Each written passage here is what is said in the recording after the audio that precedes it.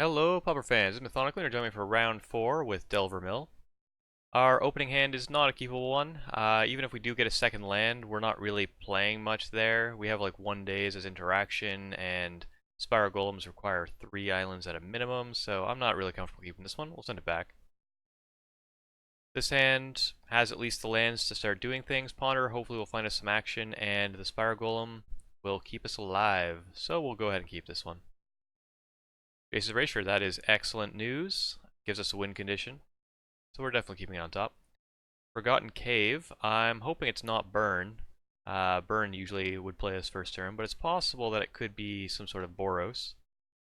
So we get our Jace's Erasure. We'll play a Ponder, trying to see what we find. Counterspell, Preordain, Rider. This looks like a great set of cards. We definitely want to draw the Counterspell for next turn, and might as well just have the Preordain in hand. Doesn't really make a difference. So there we go. And it looks like we are against a Boros list, and due to the Vial, it's very likely a Boros Monarch of some sort. So we have the option here to just hold up Counter Magic, but I feel like the worst that they're going to play is like a 2-3 flyer. So I'm just going to go ahead and play the Jace's Erasure just to start trying to win the game sooner rather than later. And it turns out they have a main deck Oblivion Ring, so that's going to slow us down a little bit. Play a Preordain, and we are just going to put one of the cards, I wasn't paying attention which, on the bottom. The Ponder is probably good enough to keep on top, so we will do that. And yeah, just hold up the Counter Magic. Alchemist Vial, we're going to let that go. They already have one down, so there's no point in countering the second one. Lightning Bolt to the face, sure. We'll get our Ponder on here. The Spire Golem is attractive. And we would like another land. We could Thought Scour away some of it, although I think the best plan here is going to be leaving a land on top so we hit our land drop and then keep the other 2 cards available. We can Thought Scour our opponent, draw the last card, and next turn we will be able to play 2 Spire Golems costing 1 mana each, have Counterspell available the entire time, so pretty good to me.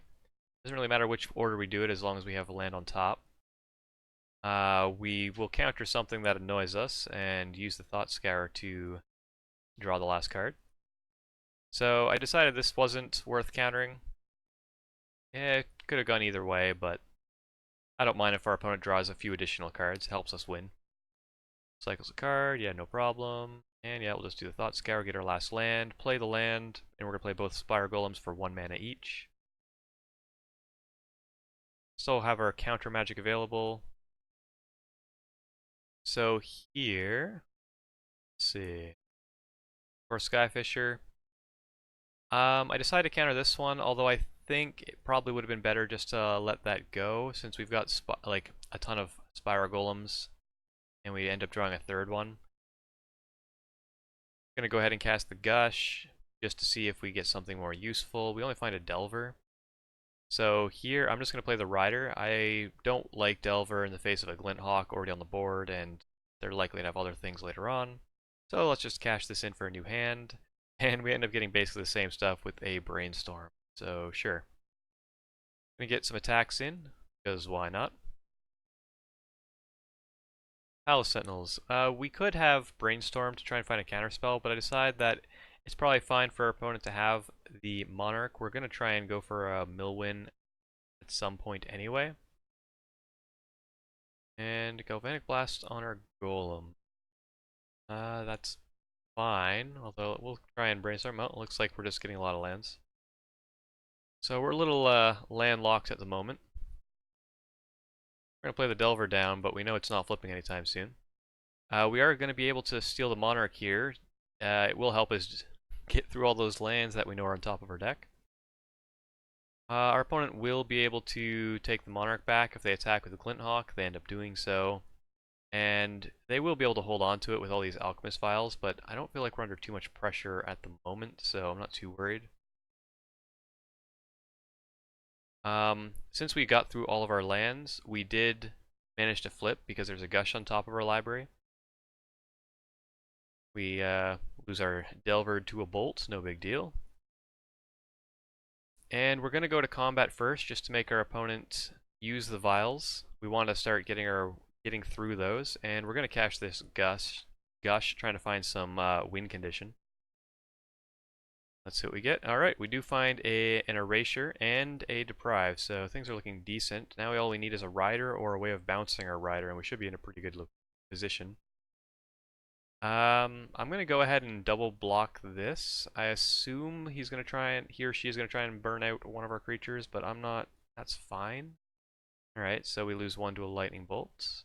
Yep. And trying to get rid of both. I do want to keep at least one of these on the board, since this is basically what's going to keep us alive through a lot of attackers, like the Glinthawk. So I'm going to go ahead and counter this. And opponents continue to draw cards. That's fine by us. Let's hope for a Rider, or something to bounce our Rider with. And we found one. Sometimes better to be lucky than good. So we're just going to drop this. We are going to be able to draw 6 new cards instead of our handful of islands. Of course, go to combat first, get our opponent to blow the vial. And here we go. Alrighty, much better. Opponent's got some Sens Enlistment. We probably milled it over at some point and is going to be able to start retracing it. And nope, I actually had it in hand. Alright. Making tokens, that makes sense. We're going to go ahead and cast... Well, it looks like I missed it. I had meant to cast Brainstorm there, but I think I just skipped through my opponent's turn. So, here we've got quite a bit of things to work with. This Echoing Truth is likely to be useful to bounce the tokens. It's just a matter of when we want to do that. Probably best to wait for our opponent to play a few more Sens Enlistments, although we do have to be careful that they may try and burn the creature we target. Although it's probably better to burn one of their own creatures in our face, so we'll see how that goes. We're going to go ahead and just leave up both of our draw spells or Counterspell plus Echoing Truth, since most of our hand is instant speed anyway. The only thing that we may have wanted to cast is like the one Spire Golem, but I'm a little afraid of getting hit by double casted Rally the Peasants.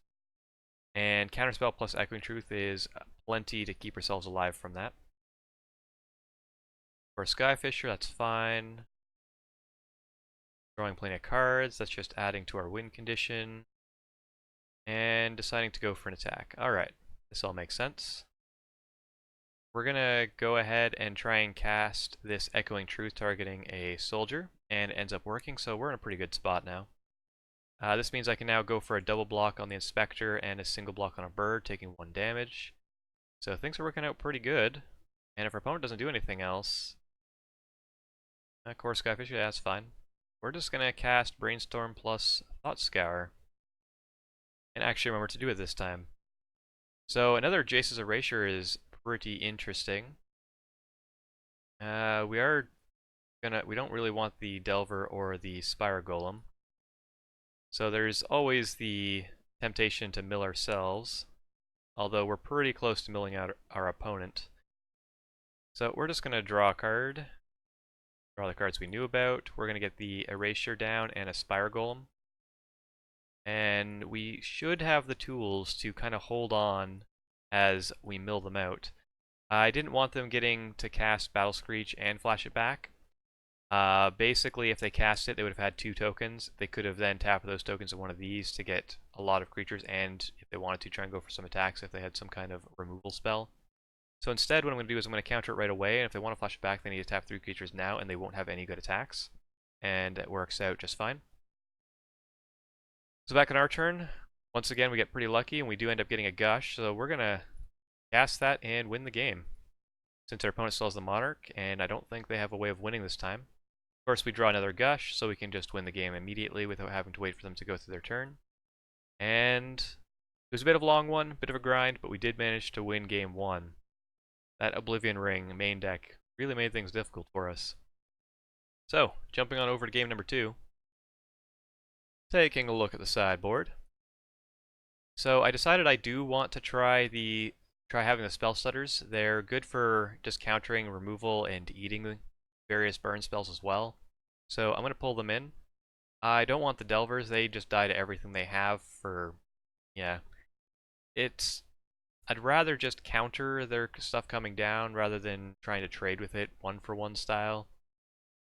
And outside of that, I'm also going to bring in the Dispels. Sometimes these kind of Boros decks will have things like, Patricia's Scorn, or Ray of Resolution? Something like that, you know. Various enchantment removal spells, and against Boros Monarch, we really do want to be milling them out. They've got a lot of ways of killing our creatures and gumming up the board, as we saw in that last one.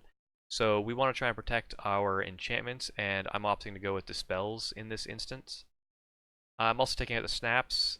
I didn't really feel it was necessary to be bouncing their creatures. They're making a lot of tokens, so it's not really good value there, and everything else they do draws cards. While we do want them to draw cards, we'd rather not be burning a card to make them draw 1 card. So we'll take those out. And that is our sideboard plan for this one. Let's try it out. Our opening hand. Oh, this is a close one. We have the 2 Erasures, which is amazing. We've got a Counterspell. We only have 1 land and not a way to find another, so this one I'm like on the fence about, so let's see how I was feeling when I decided to play this one. And we're going for the risky keep. The reason why you can keep this is we do have, what is it, like 13 1-mana draw card spells, and we've got another 16 lands. So 29 out of 53, our odds are pretty good. We're going to draw something relevant, and we got 2 draws to make it happen. Draw 1 let us down. Let's see how draw 2 fares. Playing an Alchemist File, that's fine, and we managed to get there. Whew.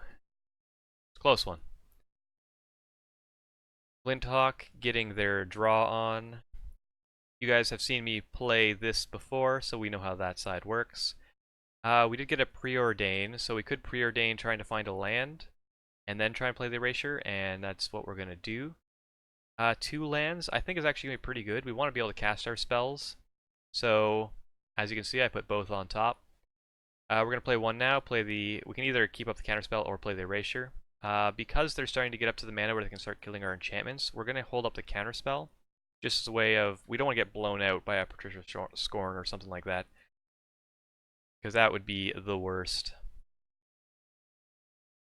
Prophetic Prism makes sense. Raven Spectre, yep, we've seen all that before. Gonna go ahead and play our Spire Golem. We don't want to be taking too many beats, and this is, like, if they have ways of removing our enchantments, this might be a bit of a long one, so might as well settle in. Palace Sentinels, I'm gonna get rid of that this time. I'd rather stay around card parity. I don't want them getting too much of advantage. Of course, we can use that as a way of winning. Our opponent will eventually like draw themselves out, but it makes it a lot more difficult. So we're just gonna counter it. And here we're gonna go ahead and play the Erasure. The reason being, if they have something to try and remove both of them, you can always Echoing Truth them. So, we'll go with that. We're also going to cast the Gush, and we did manage to find an actual counterspell, so we're feeling pretty good now. Also, like we might as well always cast Gush if we have a land drop available. That way, it's really only returning 1 land in situations like that. And our opponent's going to continue to draw cards. That is what Boros Monarch does. Drawing a land there is not ideal, but since we do have this Rider, it's not bad. Every card in our hand is going to do something for us at some point. And yeah. So I'll just make a quick comment on, basically our opponent is trying to Galvanic Blast our Spire Golem, so I decided to try and use a Spellstutter Sprite to stop it. I do that with the understanding that our opponent could use a Lightning Bolt to remove it as well, but if they're using multiple burn spells on our creatures, I'm actually feeling pretty good about that, since next turn we're lining ourselves up to use Gush plus Rider. And we are also going to be able to use Deprive on the Galvanic Blast to make sure we keep our Spire Golem, because we would really like to keep it. It's kind of holding our opponent's creatures at bay at the moment. Deprive is going to be able to return an island to our hand, so it's just going to really fuel our ability to go off with this Rider. So we're going to cast this. We're going to basically hope that our opponent doesn't have another blast, and we'll see how that goes.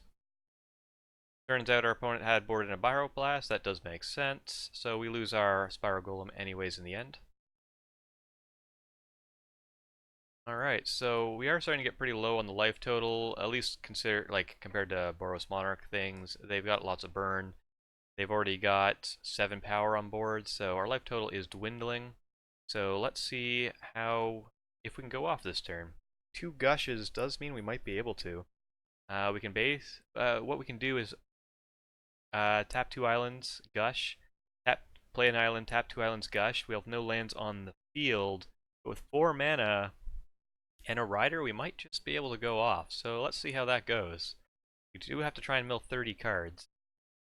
Alright, so number 1 ends up just drawing us 2 lands, so the plan for the Rider is definitely a go. Gonna Gush a second time, and there is a Ponder here, but I think I would rather just... Yeah, so I ended up casting it. It may have been more reasonable to just cast the Rider there, trying to find another Rider on reset. Here we're going to be able to play the Preordain, and oh, so the reason why I did that, looking back in this, if you count the cards here, 1, 2, 3, 4, 5, 6, 7, 8, 9, 10, since I knew there was a Ponder on top, casting the Ponder was enough to get them down to 20 exactly, and just casting the Rider is guaranteed win. Might as well take the guaranteed win over the play a Rider and have to hope something in the top 10 is good, although realistically something in the top 10 is going to get there. So the Rider for the big combo mill all at one time. We took them down from 31 cards all in one turn. Excellent. Things like that make it really enjoyable to play this deck. Anyway, let's see if we can keep this going. We're currently 3-1 in our series, so let's see how we do in round number 5. I'll see you there.